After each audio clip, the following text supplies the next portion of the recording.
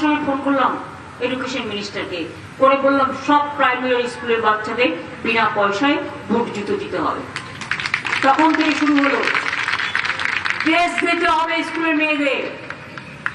আমাদের তাঁতিরা এখানে তৈরি করে, আগে বাইরে থেকে আসতো মিটার মিটার কাপড় কিনে। বিজেপির অনেক ক্যাডারও আছে যারা আমাদের এই কন্ট্রাক্টারি নিয়ে ইনকাম করে খায়, নামটা আর বললাম না। মিড ডে মিলও পায়, প্রেগনেন্ট মাদারদের সুস্বাস্থ্য সুপুষ্টিও দেওয়া হয়, বিনা পয়সায় রেশনও দেওয়া হয়। আগের বার বলেছিলাম স্বাস্থ্যসাথী পেয়েছেন তো? পিজি হসপিটালে ন্যায্য মূল্যের দোকান আছে,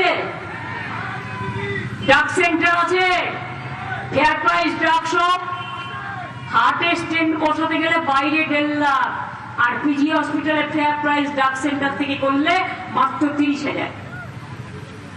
তার সাথে আছে স্বাস্থ্যসাথী। প্রায় 1 লক্ষ বাচ্চার হার্ট অপারেশন করে দিয়েছি। আর ভবানীপুরে আপনারা কি পাননি? সারা বাংলা তো বলতে গেলে এখন অনেক টাইম লেগে যাবে। ভবানীপুরে ধনান্য, সৌজন্য, আলিপুর মিউজিয়াম, সম্পন্ন, শিল্পান্ন, অভিন্ন থেকে শুরু করে একেবারে ইকবালপুর হসপিটালেও টাকা দিয়েছি।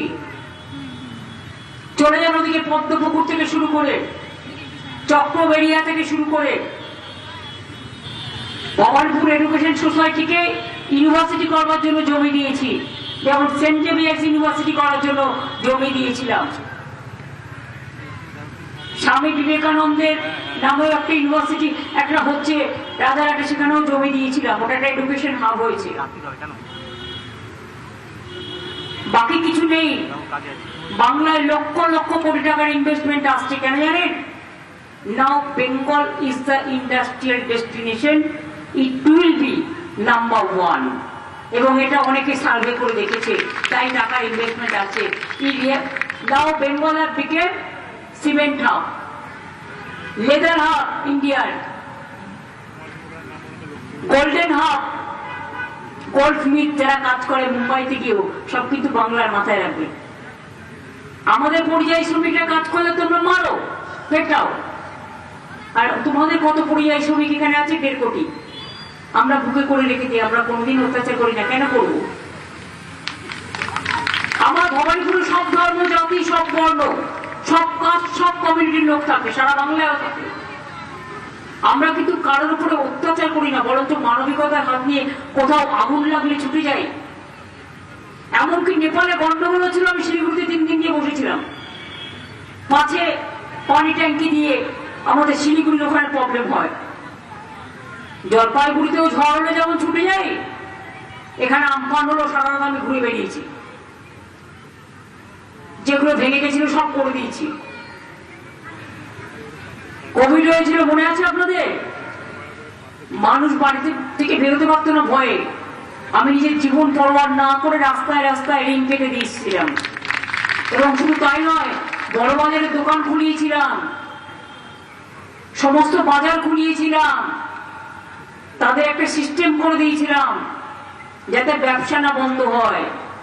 আর আপনারা কি করেছেন?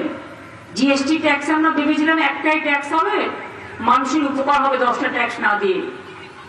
একটা বাতাসা কিনতে যাচ্ছে তো জিএসটি ট্যাক্স নিয়ে নিচ্ছে, একটা নকুলদারা কিনতে যাচ্ছে তো জিএসটি ট্যাক্স নিচ্ছে, একটা রেস্টুরেন্টে কেউ খেতে যাচ্ছে তো জিএসটি নামে ট্যাক্স তুলছে, একটা শাড়ির দোকানে শাড়ি কিনতে যাচ্ছে তো জিএসটি নামে ট্যাক্স নিয়ে নিচ্ছে, একটা গয়নার দোকানে গয়না কেনা থেকে শুরু করে আপনি যাই কিনুন, আর না কিনলেই কি হবে? না দিলেই ট্যাক্স, আবার সেটা লিখে রাখতে হবে। মানে ব্যবসার থেকে লেখাটা বেশি। তা ব্যবসা মন দিয়ে করবে না লিখবে বেশি?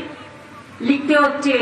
যেমন মায়েরা বাজার পাঠায়, পাঠিয়ে আগে বলে দেয় সারা মাসে কি করবে, কত তেল লাগবে, কত ডাল লাগবে, কত আলু লাগবে, কত চাল লাগবে, একটা লিখে রেখে দেয়। এখন দোকানদারদের কাজ হয়েছে কে কটা বাতাসা কিনলো সেটাও লিখে রাখা। সে ওইটা করবে সারাদিন, সে বিজনেসে মন দেবে, কোনটা করবে? তারপরে তো আছে ইনকাম ট্যাক্স, আপনি ইনকাম করছেন ট্যাক্স, ইনকাম ট্যাক্সের মানে বিজেপি পেটে ভরো, কাউকে ভয় দেখায়, কাউকে চমকায়, আর টাকা নিয়ে অর্ধেক ভাগাভাগি হয়। আর বাংলা এসছেন ভোট করতে মোদি ভাই, আর এসছেন ভোগাই হাগাই। বাংলার আকাশে 100টা প্লেন ঘুরছে, 200টা হেলিকপ্টার ঘুরছে, 19টা রাজ্য থেকে সব বাড়ি চলে এসছে, মানে চুনোপুটি থেকে রাঘব বোয়াল শুধু একা আসেনি, সাথে 2 লক্ষ গটগট করা পুলিশ নিয়ে এসছে। যখন পয়েলগাঁওতে মানুষ মরে যায় একটা সিকিউরিটি পাবেন না, যখন দুর্গাপুজো হয় আমাদের সিকিউরিটিরা পাহারা দেবে, যখন খেলা হবে আমাদের এখানকার লোকরা পাহারা দেবে, যখন ভোট হবে তখন ভোট লুট করবার জন্য দিল্লি থেকে নিয়ে আসতে হবে, উত্তরপ্রদেশ থেকে নিয়ে আসতে হবে, বিহার থেকে নিয়ে আসতে হবে। ভবানীপুরেও ঢুকিয়েছে, বাস হাতে নাতে ধরেছে 70 নম্বর ওয়ার্ডে, উড়িষ্যার বর্ডার দিয়ে লোক নিয়ে এসছে। কালকে উড়িষ্যার বর্ডার থেকে আমি বলছি, সব অফিসার আমাদের বলতে দিয়েছে, আমার সময় যারা ছিল, একটা কালো স্করপিও গাড়িতে করে কয়েকশো কোটি টাকা এসছে ভবানীপুরে ডিস্ট্রিবিউশন করবার জন্য। এবং চেতলায় একটি জায়গায় ডিস্ট্রিবিউশন করেছে, তারা আমায় বলেছে দিদি हमने টাকা ले लिया लेकिन वोट नहीं देंगे।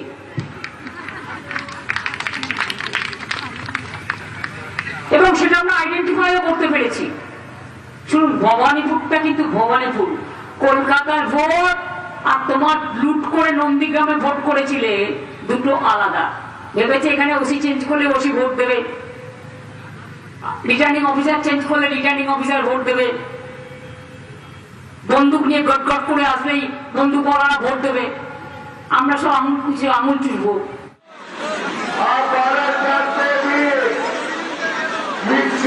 भारत की यात्रा के साथ देश बताते हैं क्या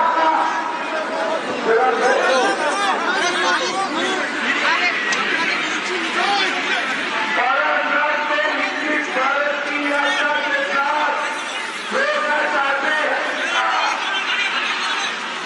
तो संकट चटर्जी को